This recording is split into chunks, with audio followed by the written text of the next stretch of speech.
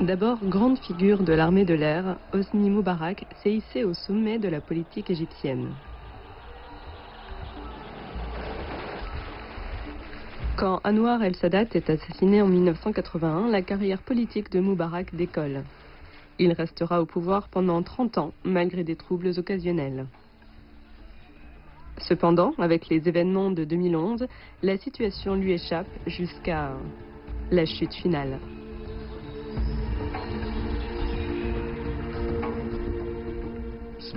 Au nom d'Allah le plus grand, le plus miséricordieux,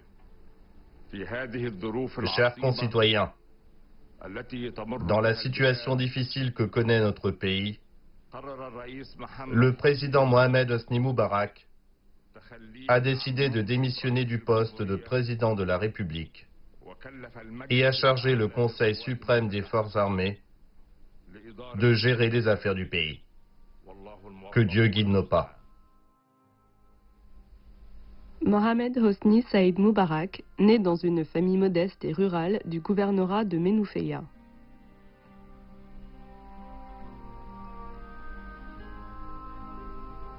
Son père est alors greffier et sa mère, femme au foyer. C'est dans ce village qu'il passe ses premières années.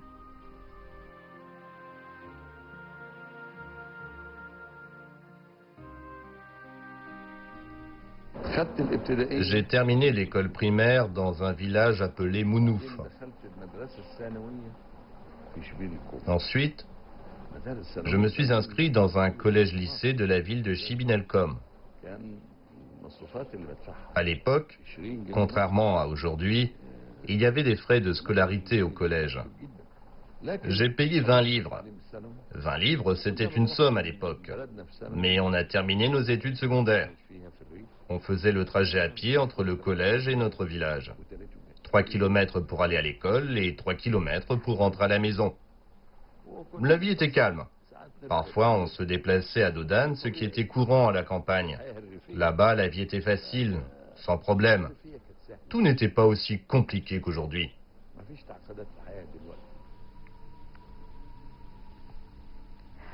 Mounir Adib est auteur et journaliste pour le quotidien Al-Masri Al-Youm, ainsi que spécialiste des groupes islamiques. Il n'y a aucun doute que le président Hosni Moubarak, en tant que personnalité militaire, ne nourrissait aucune ambition politique au début.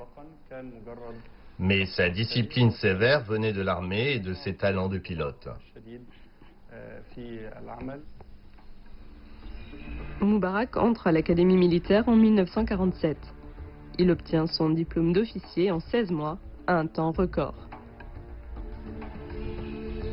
Son ascension dans l'armée coïncide avec un événement qui changera le voisinage de l'Égypte d'une manière cruciale, l'établissement de l'État juif.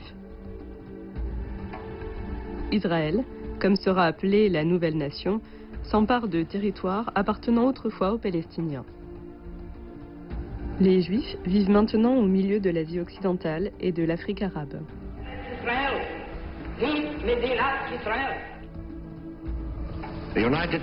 Les États-Unis reconnaissent le gouvernement provisoire comme l'autorité de facto du nouvel État d'Israël.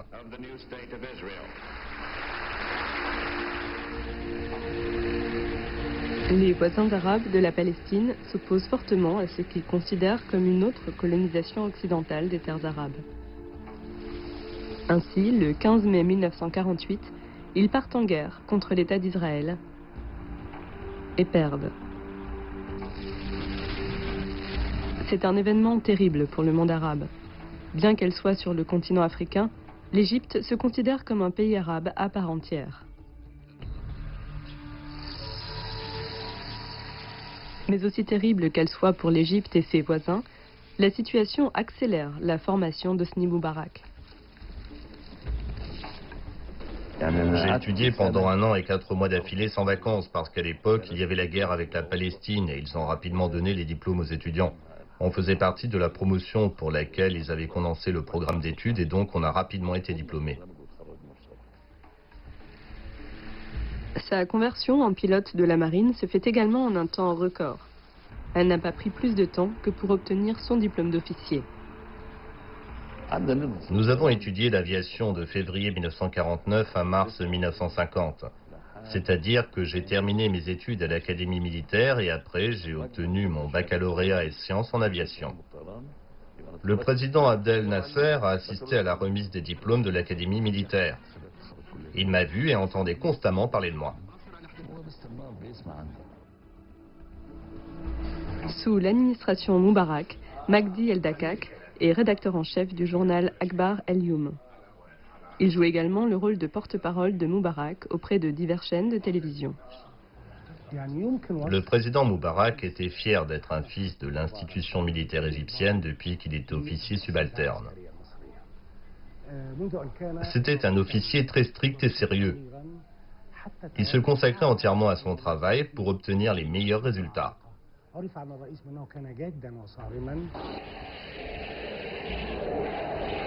L'armée de l'air sera le lien avec le pouvoir qui propulsera Moubarak. Ce dernier se fera remarquer par l'étoile montante de la politique égyptienne, Anwar el-Sadat. Mais d'abord, l'Égypte et ses voisins arabes subissent un revers majeur. En juin 1967, une guerre éclate de nouveau entre Israël et l'Égypte. Au bout de seulement 6 jours, Israël s'empare de toute la péninsule du Sinaï. C'est un territoire d'importance stratégique à l'est du canal de Suez. Ce dernier est un passage clé pour le trafic maritime car il relie la Méditerranée à la mer Rouge et l'océan Indien. C'est un coup terrible pour l'armée égyptienne, jusqu'alors considérée comme la plus puissante de la région. Et c'est un tournant dans la carrière militaire et politique de Moubarak. Après la guerre de 1967, il est transféré au sein de l'armée de l'air en tant que directeur de l'académie d'aviation avec le grade de colonel.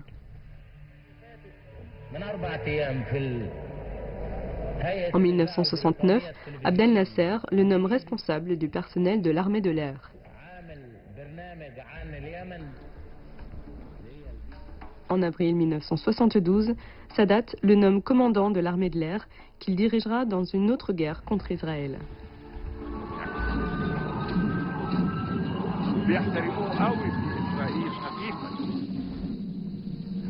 La performance de l'armée de l'air égyptienne a une influence décisive sur la guerre d'octobre 1973 qui efface l'humiliation de 1967 et redonne de la fierté à l'armée égyptienne. Cela conduira finalement à la restitution du Sinaï à l'Égypte après les accords de paix de Camp David de 1978.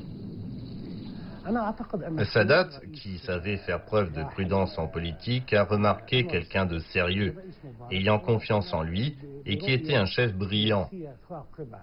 Il a obtenu de nombreux succès dans la guerre stratégique de 1973 en tant que commandant de l'armée de l'air. Il a joué un rôle majeur dans la guerre d'octobre et il a été nommé vice-président de la République.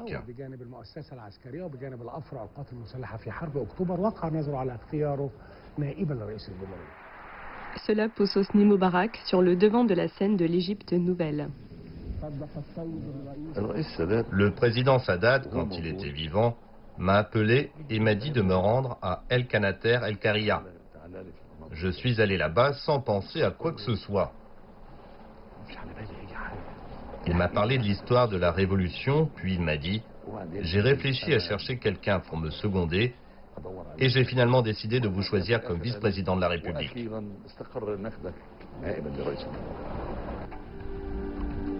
Le 16 avril 1975, Sadat le choisit comme vice-président. Hamdi El-Kateb est journaliste pour le quotidien égyptien Al-Ahram, qui était alors qualifié d'organe de presse du gouvernement. Dans ses relations avec Sadat, Moubarak a écouté et exécuté efficacement les ordres du président.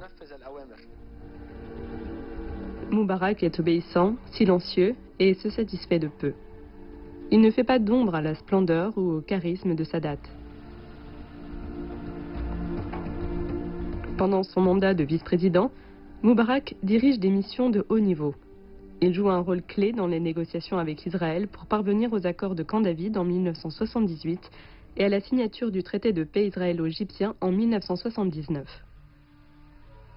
Les accords mènent à un traité de paix établissant des relations diplomatiques entre les deux pays, la restitution du Sinaï à l'Égypte, ainsi que la garantie d'une aide militaire de 1,3 milliard de dollars de Washington.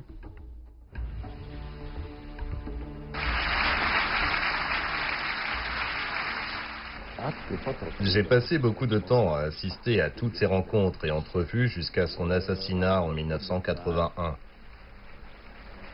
J'ai assisté à toutes ces réunions. Le travail politique est vaste comme un océan.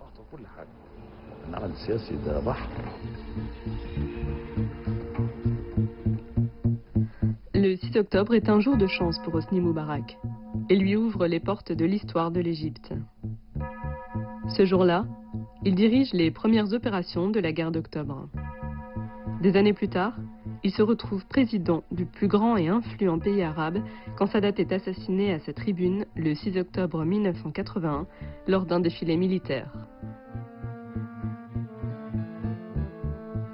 Le chagrin me laisse complètement sans voix et incapable de pleurer avec la nation égyptienne, le peuple arabe, le peuple musulman ou le monde entier. Le combattant, le dirigeant, le héros, Anwar el-Sadat. Avant, il me disait, « Mon fils, quand je partirai, ce sera toi qui auras le pouvoir. » J'ai dit, « J'aurai le pouvoir quand vous partirez.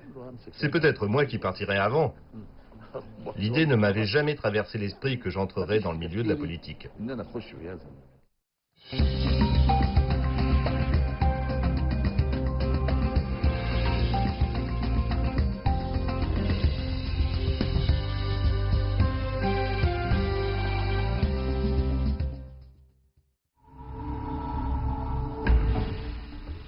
Le 24 octobre 1981, Mohamed Hosni Saïd Moubarak devient président de la République arabe d'Égypte. J'ai pris cette responsabilité et il n'y avait pas d'autre issue. Je devais travailler. Tout en était à ses débuts et tout nécessitait des réformes. La plupart des produits de base, des produits pharmaceutiques, etc. n'étaient pas disponibles sur le marché. Les gens devaient les importer de l'étranger, mais ils avaient des difficultés. Rien ne fonctionnait, que ce soit le téléphone, l'électricité, les routes, les ponts et les logements. Beaucoup de choses étaient inaccessibles pour les couches pauvres ou à faible revenu qui ont toujours été ma préoccupation principale jusqu'à maintenant. Moubarak donne aux Égyptiens la chance de reprendre leur souffle après la mort de Sadat. Cela met fin à une période de graves tensions causée par la campagne d'arrestation de masse lancée par Sadat et visant les minorités égyptiennes. Tous ces événements servent Moubarak, qui semble ouvrir une nouvelle page avec les Égyptiens quand il libère tous les détenus. Cependant, il se méfie des groupes islamiques.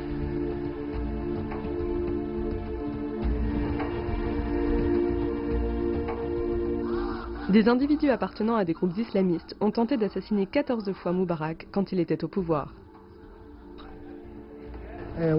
Quand Moubarak a été désigné pour diriger le pays, il a réussi à s'attaquer à tous les problèmes liés à l'extrémisme. Il était ferme contre le terrorisme, la violence religieuse et le courant politique islamique.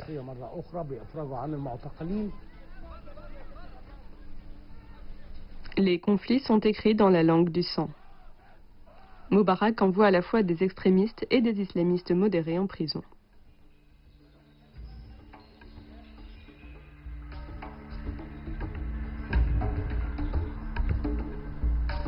Quand Moubarak est à la tête de l'Égypte, il travaille à l'amélioration des relations avec les pays arabes qui s'étaient détériorées avec Sadat après les accords de Camp David. Je crois que les efforts de Moubarak pour améliorer les relations arabo-égyptiennes étaient excellents. Il a dirigé son attention vers le peuple palestinien et nous avons vu le réengagement de l'Égypte en faveur de la cause palestinienne. Cela a amélioré les relations entre l'Égypte et les Arabes après le boycott des États arabes qui ont suivi des accords de Camp David.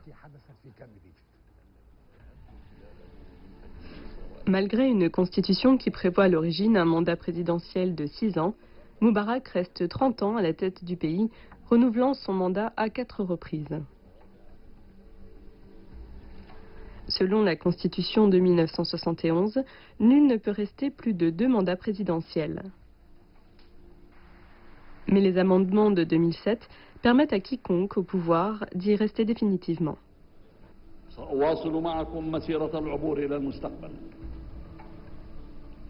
En 1987, le 2e mandat. 1993, le 3e mandat. 1999, le 4e mandat. Le président est désigné à l'unanimité par l'Assemblée du peuple d'Égypte et réélu par référendum populaire. En 2005, il entame son 5e mandat présidentiel. Il modifie la Constitution qui mène à une nomination conditionnelle à la présidence. Son principal adversaire est alors Ayman Nour. Moubarak est réélu sur une victoire écrasante. L'opposition conteste ce triomphe. Mouna El-Shorbagy est une chercheuse et analyste politique dont les travaux sont utilisés pour des publications dans le monde entier. L'opposition n'a pas reconnu les résultats de l'élection. Il était très clair qu'il y avait de nombreuses fraudes. Des fraudes similaires ont même eu lieu lors des élections législatives. Les décisions de la Cour sur les fraudes ont été facilement ignorées par le gouvernement.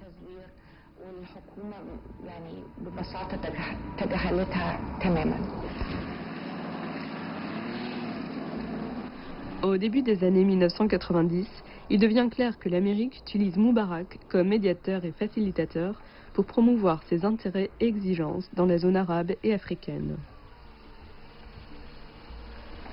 En échange de milliards de dollars d'aide et d'annulation de la dette, on attend de Moubarak qu'il mène une politique pro-américaine. En échange du soutien de l'Égypte à la guerre du Golfe en 1991, l'Amérique annule 6,7 milliards de dollars de dette égyptienne.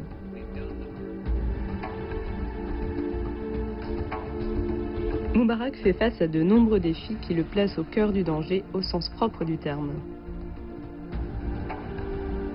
Le 26 juin 1995, à Addis Abeba, la capitale éthiopienne, son cortège motorisé est intercepté par un groupe d'hommes armés qui crible de balles sa voiture et échange des tirs avec ses gardes du corps. Il en sort indemne, coupe court à sa participation au sommet de l'Union africaine et rentre en Égypte. Soudain, j'ai vu une camionnette bleue bloquant la route et quelqu'un s'est couché à terre. Et les mitrailleuses ont commencé. Pour moi, c'était stupéfiant. L'incident d'Addis Abeba rend difficile la relation qu'a Moubarak avec le continent africain. En conséquence, il cesse de participer aux sommets africains. On peut parler des réalisations dans le domaine public. Il a réussi à faire construire des routes et des ponts à la sortie de la guerre de 1973, à une époque où l'Égypte souffrait beaucoup. Il voulait passer d'une guerre des armes à une guerre du développement. Jour après jour, il ouvre une usine ou une entreprise, une route, un pont, un métro, un grand bâtiment et ainsi de suite. Ces choses, nous ne pouvons pas les nier ou les ignorer. C'est un rôle qu'il a très bien joué. L'organisation activiste Wikileaks a publié de nombreux documents obtenus à partir de dossiers du département d'État américain. Il nous éclaire sur Moubarak et son régime. L'un des documents de Wikileaks comprend un télégramme de l'ambassade américaine au Caire. Il donne des conseils pour gagner la confiance du président Moubarak. Il est écrit que Moubarak aime les louanges et le respect. Travailler avec Moubarak n'est pas facile. Il a 2 facettes. Il ne boit pas d'alcool, ne fume pas et aime jouer au squash. Mais il a un tempérament en particulier. Il est très têtu et préfère le silence à la parole. C'est ce qui rend le travail plus difficile pour ceux qui l'entourent. De plus, Moubarak n'a jamais eu de véritable relation avec le peuple égyptien. Chaque fois qu'il était censé rencontrer des pauvres, des gens ordinaires ou des étudiants, ces personnes étaient préparées. C'étaient des acteurs. Quand Moubarak est à la tête du pays, un autre obstacle se dresse entre le président et la majorité des Égyptiens. Cet obstacle est sa famille. De nombreux cas montrent que les membres de sa famille ont trop d'influence ou de richesse du fait de leur proximité avec le président. Toutefois, cela ne menace pas la place de Moubarak avant les élections de 2010.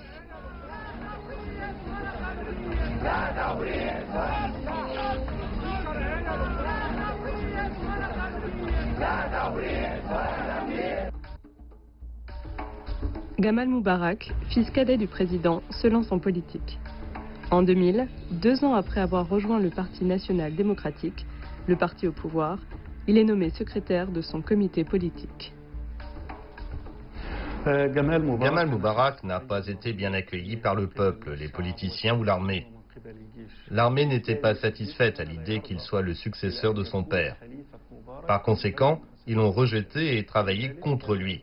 Gamal Moubarak n'a pas cessé d'avoir des problèmes relationnels avec l'institution militaire. Les politiciens ont aussi complètement refusé le projet de succession et l'ont déclaré publiquement maintes et maintes fois. Ils en ont payé le prix pendant de nombreuses années. Le peuple égyptien, lui aussi, avait publiquement rejeté Gamal Moubarak.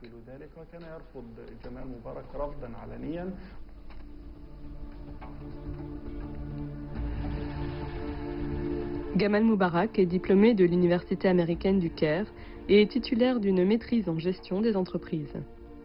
Il commence sa carrière professionnelle à la succursale Caïrote de la Bank of America, puis à celle de Londres. Il rentre au Caire en 1998 pour commencer sa carrière politique. Mais l'opposition à ce que Gamal hérite de la présidence vient de l'armée, où il n'a jamais terminé son service militaire obligatoire, et des principaux conseillers de Moubarak.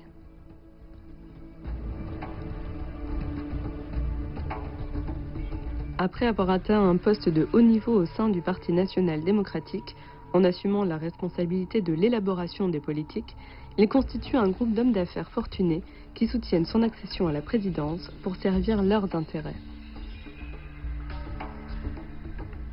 Toute l'Égypte tombe entre les mains des hommes d'affaires. Commence alors l'une des pires périodes de l'histoire de l'Égypte. L'influence croissante de l'argent sur la politique égyptienne devient une évidence avec les faits de corruption lors des élections de 2010.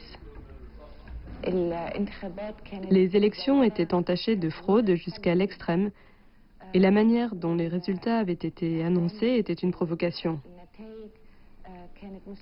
Durant la campagne électorale, le régime a envoyé un message très clair au grand public.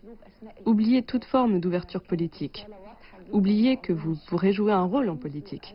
Cela a entraîné une frustration extrême parmi les Égyptiens et les a amenés sur la place Tahrir.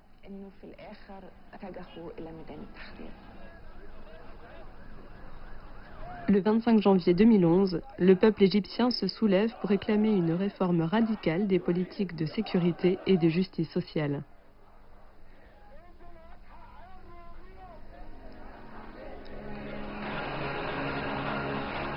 Cela déclenche une révolution dans tout le pays et l'occupation de la place Tahrir pendant 18 jours. Pour les jeunes ambitieux qui se préparaient pour cette journée, c'était une révolution ambitieuse. Ils voulaient renverser complètement le système avec le ministère de l'Intérieur qui était utilisé comme un outil répressif.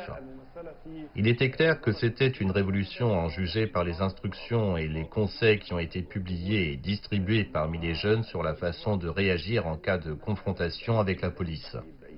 Ils étaient déterminés à entrer sur la place Tahrir de quelque façon que ce soit. Ils étaient littéralement prêts à mourir pour leurs droits. Il y avait des chants célèbres connus de tous. L'un d'eux était liberté, justice et dignité humaine. Cet homme, qui est un héros de guerre depuis tant d'années, cet homme qui gouverne l'Égypte avec peu d'opposition depuis plus de 3 décennies, ce survivant politique qui a échappé à la mort lors de 14 tentatives d'assassinat, peut-il survivre à cette révolte populaire ?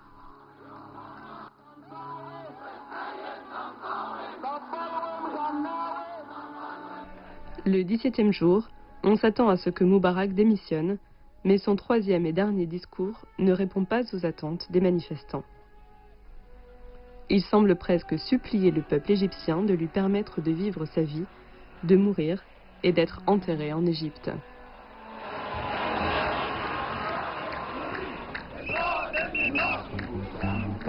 L'Égypte traverse des moments difficiles et nous n'acceptons pas de permettre que cela continue, car cela ne cesse de nous causer des torts et des pertes économiques. Jour après jour, il finira par arriver que ces jeunes, qui appellent au changement et aux réformes, soient les premiers à subir des préjudices. La situation actuelle n'a rien à voir avec moi, Hosni Moubarak, mais avec l'Égypte.